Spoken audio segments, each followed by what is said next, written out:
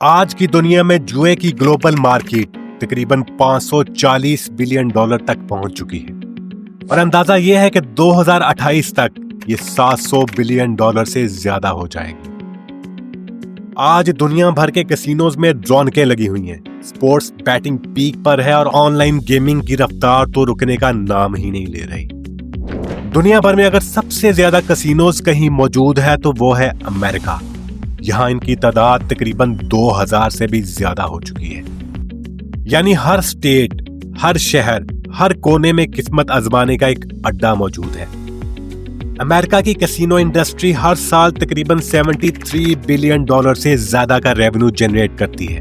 یعنی صرف انٹرٹینمنٹ کے نام پر ہونے والی کمائی جو دنیا کے کئی کنٹریز کی ٹوٹل اکانومی سے بھی بڑی ہے۔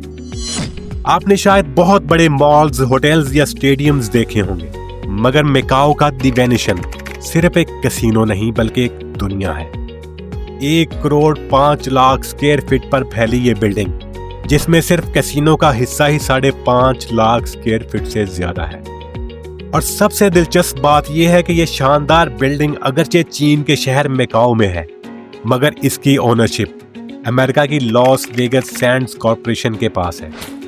آج کے دور میں جوا صرف کھیل یا وقت گزارنے کا ذریعہ نہیں رہا، یہ ایک طاقت ہے، یہ ایک اکانومی ہے اور شاید ایک نیا کلچر۔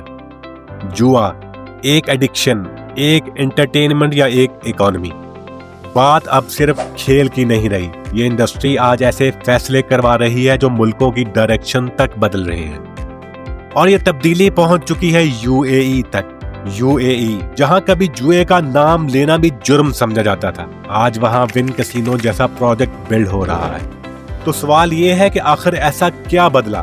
کیا واقعی UAE اپنی ٹورزم انڈسٹری کو بوسٹ دینا چاہتا ہے یا بات اس سے کہیں آگے جا چکی ہے؟ کیا گیمبلنگ اب UAE کی اکانومی میں ایک نیا سیکٹر بننے والی ہے؟ کیا یہ صرف ایک پروجیکٹ ہے یا ایک نئی سوچ کی شروعات؟ UAE یہ وہ زمین ہے جہاں پہلے صرف ریت، مٹی اور خالی میدان ہوتے تھے، اب وہیں ایک نیا ریزورٹ بنایا جا رہا ہے۔ ایک اسلامک ملک جہاں برسوں تک کسینو کا لفظ بولنا بھی گناہ سمجھا جاتا تھا، لیکن اب سمندر کے بیچ ایک آئی لینڈ پر بن رہا ہے $5 بلین کا جوا خانہ۔ نام ہے ون المرجان آئی لینڈ۔ لگژری یاٹس، پرائیویٹ جیٹس اور آسمان سے باتیں کرتے ٹاورز، ان سب کے نیچے ایک ایسا کھیل شروع ہونے والا ہے جو عرب دنیا کی سوچ، اس کی ہسٹری اور شاید اس کا فیوچر بدل سکتا ہے۔ یہ کہانی ہے خوابوں کی، بڑے فیصلوں کی اور اس رسک کی جو UAE نے آج سے پہلے کبھی نہیں لیا۔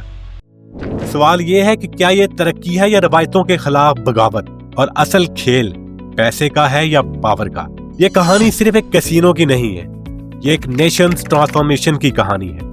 یونائٹڈ عرب ایمریٹس، وہ ملک جس نے 50 سال سے ریت کے ٹیلوں کو دنیا کی سب سے بڑے اسکائی لائنز میں بدل دیا۔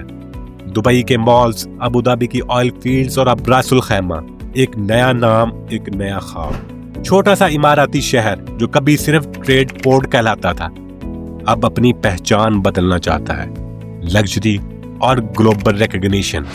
راس الخیمہ کی گورنمنٹ چاہتی ہے کہ دنیا اسے صرف چھوٹا اماراتی شہر نہ سمجھے بلکہ نیکسٹ بگ ڈیسٹینیشن کے طور پر دیکھے۔ اسی خواب کو حقیقت میں بدلنے کے لیے 2023 میں ایک نیا ادارہ بنایا جاتا ہے، GCGRA، general commercial gaming regulatory authority. نام شاید مشکل ہو مگر مقصد صاف ہے، گیمنگ یعنی گیمبلنگ کو لیگلائز کرنا۔ اب سوال یہ تھا کہ کیا ایک اسلامک ملک جہاں شراب پر بھی پابندی رہی ہے، وہ کسینو کی اجازت کیسے دے سکتا ہے؟ جواب آسان نہیں تھا لیکن فیصلہ ہو چکا تھا۔ UAE اب صرف آئل سے نہیں بلکہ انٹرٹینمنٹ اکانومی سے کمائے گا، اور راس الخیمہ بنے گا اس نئے دور کا دروازہ۔ ریت کے بیچ نیلا سمندر اور اس کے اوپر ایک آئی لینڈ، المرجان آئی لینڈ، جہاں بننے جا رہا ہے مڈل ایسٹ کا سب سے پہلا لیگل کسینو زون، ون المرجان آئی لینڈ ریزورٹ۔ ایسا پروجیکٹ جس کی کاسٹ $5 بلین ہے۔ یہ ریزورٹ صرف کنکریٹ نہیں بلکہ ایک سٹیٹمنٹ ہے، the new face of Gulf. 1500 سے زیادہ luxury hotels rooms, 22 private villas اور تقریباً 21,000 اسکوائر فٹ پر پھیلا ایک شاندار کسینو۔ اس ریزورٹ میں 22 ریسٹورینٹس ہوں گے، 15,000 اسکوائر فٹ پر مشتمل ریٹیل سپیس اور 7,500 स्क्वायर फीट का कन्वेंशन सेंटर जहां इंटरनेशनल कॉन्फ्रेंसेस, इवेंट्स और शायद बड़ी बड़ी डील्स तय पाएंगी। प्राइवेट बीचेस, स्काई बार्स और सुपर यार्ड्स के लिए मरीना, और सबसे हैरानकुन इस रिजॉर्ट में बनने वाला टावर तकरीबन 305 मीटर ऊंचा होगा, जिसकी 22वीं मंजिल पर बनने वाला है गेमिंग फ्लोर, से स्काई गेमिंग कैसीनो का नाम दिया गया है, जहां दुनिया के अमीर 3 खिलाड़ी किस्मत आजमाने आएंगे।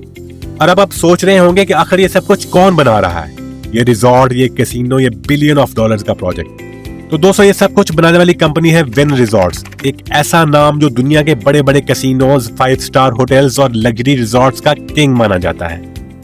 विन रिजॉर्ट्स का हेडक्वार्टर अमेरिका के लॉस वेगस में है, और ये वही लॉस वेगस है जहां खेल सिर्फ खेल नहीं बल्कि एक कंप्लीट इंडस्ट्री है।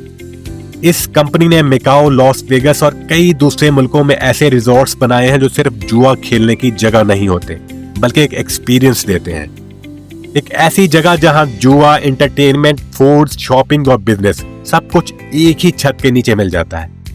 और यही वजह है कि दुनिया भर में इनके कैसीनोज और रिजॉर्ट्स हर साल बिलियन ऑफ डॉलर्स का रेवेन्यू जनरेट करते हैं। इस रिजॉर्ट को दुबई और बाकी स्टेट से कनेक्ट करने के लिए एक रोड भी बनाया जा रहा है जिसका नाम है विन बुलेवार्ड, जिसकी कॉस्ट 1 बिलियन दिरहम से भी ज्यादा होगी, जो रासल खैमा को दुबई और बाकी स्टेट से डायरेक्ट कनेक्ट करेगी। और इस रोड के बनने के बाद दुबई इंटरनेशनल एयरपोर्ट से इस रिजॉर्ट तक पहुंचने में 50 मिनट से भी कम वक्त लगेगा। यानी ये सिर्फ एक रिजॉर्ट नहीं बल्कि एक नई टूरिज्म कॉरिडोर तैयार की जा रही है, और इसका मकसद सिर्फ एंटरटेनमेंट नहीं बल्कि यूएई की टूरिज्म लैंडस्केप को मुकम्मल तौर पर बदल देना है। दोस्तों, इस रिजॉर्ट को बनाने के पीछे 2 बड़ी वजह हैं। पहली वजह है सऊदी अरब का विजन 2030। जब सऊदी अरब नियोम, रेड सिटी प्रोजेक्ट और गीगा सिटीज के जरिए अपनी इकोनॉमी को ऑयल से हटाकर टूरिज्म और एंटरटेनमेंट की तरफ ले जा रहा है, तो यूएई भी इस रेस में पीछे नहीं रहना चाहता। अगर सऊदी अरब गीगा प्रोजेक्ट्स ला रहा है तो यूएई भी गेमिंग और लग्जरी टूरिज्म में अपनी जगह बना रहा है। और दूसरी वजह यूएई की वो पॉलिसी जिस पर मुल्क बरसों से काम करता आ रहा है, डाइवर्सिफिकेशन, यानी सिर्फ ऑयल पर डिपेंडेंसी खत्म करके इकोनॉमी को मुख्तलिफ सेक्टर्स में फैलाना, टूरिज्म, बिजनेस, रियल एस्टेट और अब गेमिंग इंडस्ट्री। ये एक ऐसी इंडस्ट्री है जो इंडिपेंडेंट है, यानी इसे ऑयल, गैस या किसी नेचुरल रिसोर्स की जरूरत ही नहीं है। ये वो इंडस्ट्री है जो अगले 50 साल भी रेलिवेंट रहेगी। ये प्रोजेक्ट यूएई की इसी सोच का तसलसल है कि फ्यूचर सिर्फ रिसोर्सेज से नहीं बल्कि विजन से बनता है। तो सवाल ये है कि क्या एक इस्लामिक सोसाइटी में गेमिंग और कैसीनो जैसी इंडस्ट्री कामयाब हो पाएगी? क्या सिर्फ इकोनॉमिक बेनिफिट्स हासिल करने के लिए रिलीजियस वैल्यूज, कल्चरल नॉर्म्स और सोशल वैल्यूज को पीछे छोड़ा जा सकता है? या फिर ये सब एक एक्सपेरिमेंट है जो पब्लिक प्रेशर या रिलीजियस बैकलैश के सामने ज्यादा देर चल ना पाएगा? फैसला आने वाला वक्त करेगा। दोस्तों, आप इस बारे में क्या सोचते हैं? कमेंट्स में जरूर बताएं।